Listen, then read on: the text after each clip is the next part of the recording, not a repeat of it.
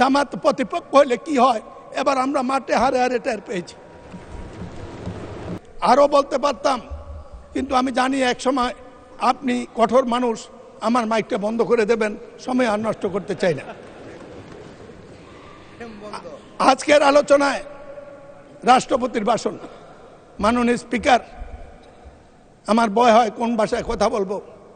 এক সময় প্রশ্ন ছিল ৭১-এ ৫২ সালে কোন ভাষায় কথা বলবো কিনা।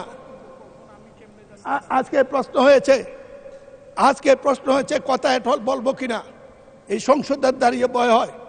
আগে যাদের বিরুদ্ধে দাঁড়িয়ে কথা বলতাম তাদেরকে চিনতাম, আর আজকে যাদের বিরোধী দল তাদেরকে এখনো আমি চিনি নাই।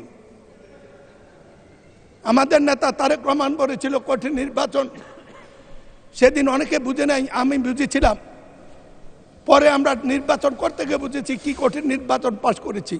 কিন্তু একটি সাহস ছিল মাননীয় স্পিকার, সেটা হলো আওয়ামী লীগের বিরুদ্ধে নির্বাচন তারা কি করবে জানতাম, কিন্তু সৎ লোকের শাসন, জামাত প্রতিপক্ষ হলে কি হয় এবার আমরা মাঠে হারে হারে টের পেয়েছি।